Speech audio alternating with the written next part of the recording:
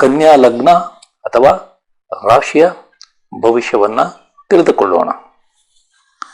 ಈ ಮಾಸದಲ್ಲಿ ರವಿ, ಗುರು ಮತ್ತು ರಾಹು ಗ್ರಹಗಳು ಶುಭ ಫಲವನ್ನು, ಕುಜ, ಬುಧ, ಶುಕ್ರ, ಶನಿ ಮತ್ತು ಕೇತು ಗ್ರಹಗಳು ಮಿಶ್ರ ಅಥವಾ ಅಶುಭ ಫಲವನ್ನು ನೀಡುತ್ತವೆ.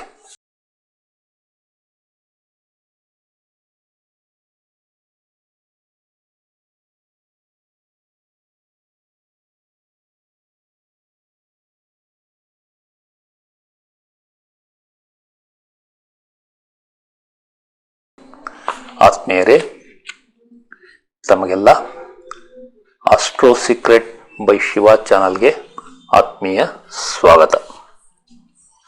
ತಾವು ಬಹಳ ಪ್ರೀತಿ ವಿಶ್ವಾಸದಿಂದ ನನ್ನ ಚಾನಲನ್ನು ವೀಕ್ಷಣೆ ಮಾಡುತ್ತಿದ್ದೀರಿ.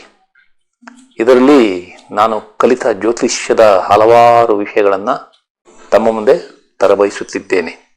ಈ ವಿಷಯಗಳು ತಮಗೆ ಇಷ್ಟವಾದರೆ ಈ ಚಾನಲನ್ನು ತಾವೆಲ್ಲ ಸಬ್ಸ್ಕ್ರೈಬ್ ಮಾಡಿ, ತಮ್ಮ ಬಂಧು ಮಿತ್ರರಿಗೆಲ್ಲ ಶೇರ್ ಮಾಡಿ, ಅವರೂ ಸಹ ಈ ಚಾನಲ್ಗೆ ಚಂದಾದಾರರಾಗಲು ತಾವು ಪ್ರೋತ್ಸಾಹ ನೀಡಬೇಕು ಎಂದು ತಮ್ಮಲ್ಲಿ ಕೋರುತ್ತೇನೆ.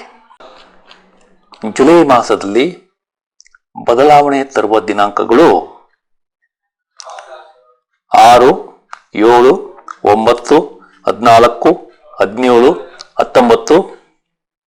20, 21, 23, 27, 29 ಮತ್ತು 30 ಈ ದಿನಾಂಕಗಳನ್ನು ಒಂದೆಡೆ ಬರೆದಿಟ್ಟುಕೊಳ್ಳಿ. ಇದರಲ್ಲಿ 14, 19 ಮತ್ತು 23 ಈ ದಿನಾಂಕಗಳು ಬಹಳ ಮುಖ್ಯವಾದವು. ಈ ದಿನಾಂಕಗಳಲ್ಲಿ ಅಥವಾ ಈ ದಿನಾಂಕಗಳ ನಂತರ ಜಗತ್ತಿನಲ್ಲಿ ನಡೆಯುವ ವಿಶಿಷ್ಟ ಸುದ್ದಿಗಳ ಕಡೆ ತಾವು ಗಮನ ನೀಡಿ. ಈ ದಿನಾಂಕಗಳು ಯಾವ ರೀತಿ ವರ್ತಿಸುತ್ತವೆ ಎಂಬುದನ್ನು ತಾವು ತಿಳಿಯಬಹುದು. ಈಗ ಕಳೆದ ಮಾಸದಲ್ಲಿ ನಾನು ತಮಗೆ ನೀಡಿರುವ ಬದಲಾವಣೆ ತರುವ ದಿನಾಂಕಗಳಂದು ಅಥವಾ ಆ ದಿನಾಂಕಗಳ ನಂತರ ಯಾವ ರೀತಿ ಬದಲಾವಣೆಗಳು ಹಲವಾರು ವ್ಯಕ್ತಿಗಳ ಅಥವಾ ದೇಶಗಳ ವಿಷಯದಲ್ಲಿ ನಡೆದಿದೆ ಎಂಬುದನ್ನು, ಕೆಲವು ವಿಷಯಗಳನ್ನು ನಾನು ತಮ್ಮ ಮುಂದೆ ತರಬಯಸುತ್ತೇನೆ. ತಮಗೆಲ್ಲ ತಿಳಿದಿರುವಂತೆ ಬೆಂಗಳೂರಿನ ರಾಯಲ್ ಚಾಲೆಂಜರ್ಸ್ ತಂಡವು 18 ವರ್ಷಗಳಲ್ಲಿ ಮೊಟ್ಟ ಮೊದಲ ಬಾರಿಗೆ IPL ಟ್ರೋಫಿಯನ್ನು ತನ್ನದಾಗಿಸಿಕೊಂಡಿತು. ಜೂನ್ 4ರಂದು ತಂಡವು ಬೆಂಗಳೂರಿಗೆ ಮರಳಿದಾಗ ಚಿನ್ನಸ್ವಾಮಿ ಕ್ರೀಡಾಂಗಣದಲ್ಲಿ ಆದ ಕಾಲ್ತುಳಿತ ಒಂದು ಘೋರ ದುರಂತ. ಇದು ನಾನು ನೀಡಿರುವ ದಿನಾಂಕ 4ರಂದೇ ನಡೆದಿದೆ ಎಂಬುದು ವಿಶೇಷ. ಅದೇ ರೀತಿ ದಿನಾಂಕ 10 ಮತ್ತು 15 ಈ 2 ದಿನಾಂಕಗಳನ್ನು ಜೂನ್ ತಿಂಗಳಲ್ಲಿ ನಾನು ತಮಗೆ ನೀಡಿದ್ದೆ. ಈ 10 ದಿನಾಂಕ ಕಳೆದ ನಂತರ ಮತ್ತು 15 ದಿನಾಂಕಗಳ ಮುಂಚೆ ಯಾವ ರೀತಿ ಜಗತ್ತಿನಲ್ಲಿ ಹಲವಾರು ಬದಲಾವಣೆಗಳು ನಡೆದಿದೆ ಎಂಬುದನ್ನು ನಾವು ಈಗ ನೋಡೋಣ. ಮೊದಲನೆಯದಾಗಿ ಅಹಮದಾಬಾದ್ನಲ್ಲಿ ಏರ್ ಇಂಡಿಯಾದ ವಿಮಾನ ದುರಂತ. ಅದು ನಡೆದಿದ್ದು ದಿನಾಂಕ 12ರಂದು. ಅದೇ ರೀತಿ 15ನೇ ತಾರೀಕಿನಂದು ಚಾರ್ಧಾಮ್ ಯಾತ್ರಾ ಸಮಯದಲ್ಲಿ ಹೆಲಿಕಾಪ್ಟರ್ ದುರಂತ. ನಂತರ ಕ್ರಿಕೆಟ್ಗೆ ಬಂದರೆ world test cricket championship final ಪಂದ್ಯದಲ್ಲಿ 4 ದಿನದಲ್ಲಿ ಸೌತ್ ಆಫ್ರಿಕಾ ತಂಡ ಮೊಟ್ಟ ಮೊದಲ ಬಾರಿಗೆ ವಿಶ್ವ ಚಾಂಪಿಯನ್ಶಿಪ್ ಪಟ್ಟವನ್ನು ಟೆಸ್ಟ್ ಕ್ರಿಕೆಟ್ನಲ್ಲಿ ಪಡೆದಿದೆ. ಈ ಸೌತ್ ಆಫ್ರಿಕಾ ತಂಡದ ನಾಯಕರಾದ ಟೆಂಬು ಬಹುಮಾ ಇವರು ಅದ್ಭುತವಾಗಿ ಆಟವಾಡಿ ತಮ್ಮ ತಂಡವನ್ನು ಅದ್ಭುತವಾಗಿ ಮುನ್ನಡೆಸಿ ಸೌತ್ ಆಫ್ರಿಕಾ ತಂಡವು ಮೊಟ್ಟ ಮೊದಲ ಬಾರಿಗೆ ವಿಶ್ವ ಕ್ರಿಕೆಟ್ನಲ್ಲಿ ಒಂದು ಟ್ರೋಫಿಯನ್ನು ಗೆಲ್ಲುವಂತೆ ಮಾಡಿದ್ದಾರೆ.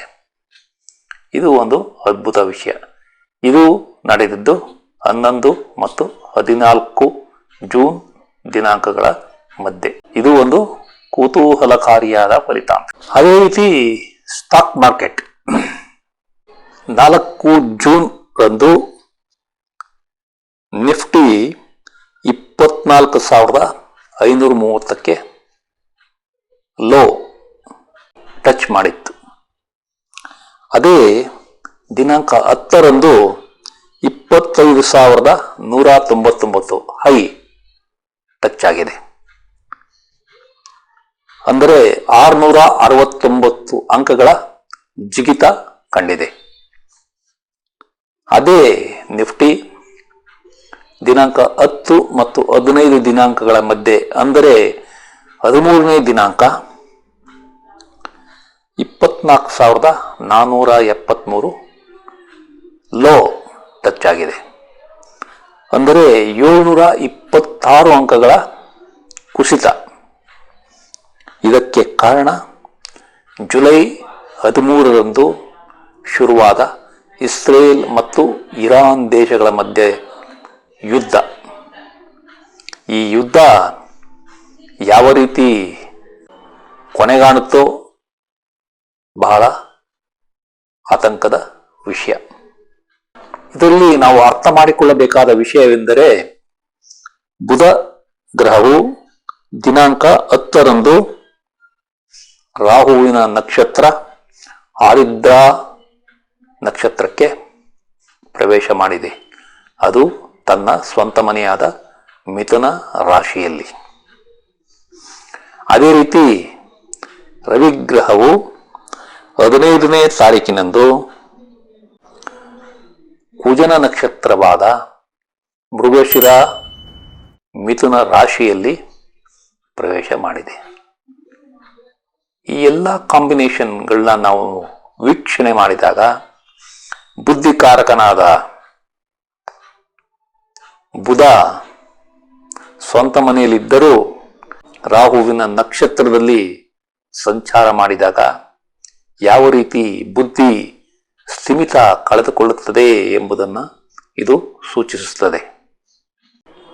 ಇದನ್ನು ತಾವು ಅರ್ಥ ಮಾಡಿಕೊಳ್ಳಿ.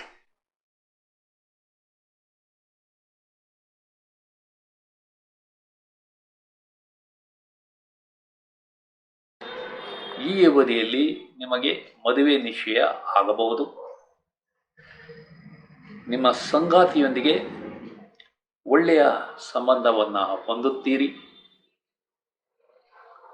ನಿಮ್ಮ ವ್ಯವಹಾರದಲ್ಲಿ ಪಾಲುದಾರರ ಸಹಕಾರ ಚೆನ್ನಾಗಿರಲಿದೆ.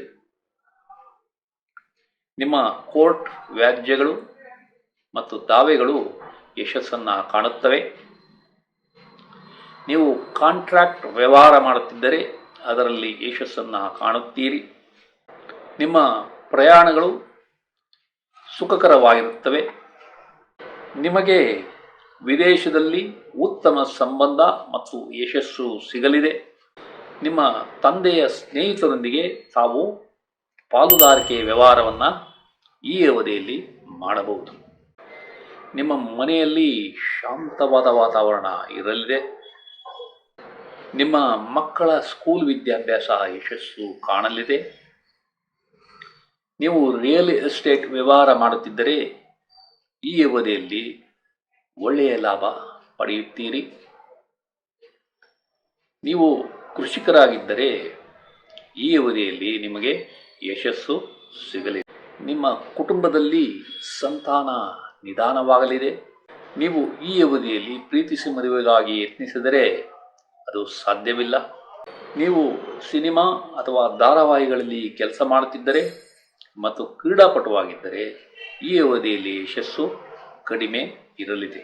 ನಿಮ್ಮ ಸ್ಟಾಕ್ ಮತ್ತು ಶೇರ್ ವ್ಯವಹಾರಗಳಲ್ಲಿ ಯಶಸ್ಸು ನಿಧಾನವಾಗಲಿದೆ. ನೀವು ಯಾವುದಾದರೊಂದು ಕಾಯಿಲೆಯಿಂದ ಬಳಲುತ್ತಿದ್ದರೆ ಅದರಿಂದ ಹೊರಬರುವುದು ನಿಧಾನವಾಗಲಿದೆ. ನಿಮಗೆ ಈ ಅವಧಿಯಲ್ಲಿ ವಿಪರೀತ ಸಿಟ್ಟು ಇರಲಿದೆ. ನಿಮ್ಮ ಹೂಡಿಕೆಗಳಲ್ಲಿ ಹುಷಾರಾಗಿರಿ. ನಷ್ಟವಾಗುವ ಸಂಭವ ಇದೆ. ನಿಮ್ಮ ಸಾಲ ಮರುಪಾವತಿಗಳು ಕಷ್ಟಕರವಾಗಲಿವೆ. ನೀವು PhD ಪದವಿಗಾಗಿ ಯತ್ನಿಸಿದರೆ ಅದು ಈ ಅವಧಿಯಲ್ಲಿ ನಿಧಾನವಾಗಲಿದೆ. ನೀವು ವಿದೇಶದಲ್ಲಿ ವಾಸಕ್ಕಾಗಿ ಯತ್ನಿಸುತ್ತಿದ್ದರೆ ಅದು ಈ ಅವಧಿಯಲ್ಲಿ ಸಾಧ್ಯವಿಲ್ಲ. ನಿಮ್ಮ ಉನ್ನತ ವ್ಯಾಸಂಗದ ಯಶಸ್ಸು ನಿಧಾನವಾಗಲಿದೆ. ನೀವು ಕೆಲಸದಲ್ಲಿ ಬದಲಾವಣೆಗಾಗಿ ಯತ್ನಿಸಿದರೆ ಅದು ಈ ಅವಧಿಯಲ್ಲಿ ಸಾಧ್ಯವಿಲ್ಲ. ನಿಮ್ಮ ದೇವತಾರಾಧನೆ ಮತ್ತು ತೀರ್ಥಯಾತ್ರೆಗಳು ಕಿರಿಕಿರಿಯಿಂದ ಕೂಡಿರುತ್ತವೆ. ನಿಮ್ಮ ಸಂಶೋಧನೆ ಮತ್ತು ಆವಿಷ್ಕಾರಗಳು ನಿಧಾನವಾಗಿ ಯಶಸ್ಸು ಕಾಣುತ್ತವೆ. ನೀವು ಈ ಅವಧಿಯಲ್ಲಿ ಧರ್ಮ ಕಾರ್ಯ ಮಾಡಬೇಕೆಂದಿದ್ದರೂ ಅದು ಸಾಧ್ಯವಿಲ್ಲ. ನಿಮ್ಮ ಹಡಗು ಅಥವಾ ವಿಮಾನದ ದೂರ ಪ್ರಯಾಣ ಕಿರಿಕಿರಿಯಿಂದ ಕೂಡಿರುತ್ತವೆ. ಈ ವಿಡಿಯೋವನ್ನು ಕೊನೆಯವರೆಗೂ ನೋಡಿದ ತಮಗೆಲ್ಲ ವಂದನೆಗಳು. ಈ ವಿಡಿಯೋದಲ್ಲಿರುವ ವಿಷಯಗಳು ತಮಗೆ ಇಷ್ಟವಾದರೆ ಈ ವಿಡಿಯೋವನ್ನು ತಮ್ಮ ಬಂಧು ಮಿತ್ರರಿಗೆಲ್ಲ ಶೇರ್ ಮಾಡಿ, ಅವರೂ ಸಹ ಈ ಚಾನಲ್ಗೆ ಸಬ್ಸ್ಕ್ರೈಬ್ ಆಗುವಂತೆ ಮಾಡಿ ಎಂದು ಕೋರುತ್ತಿದ್ದೇನೆ. ವಂದನೆಗಳು.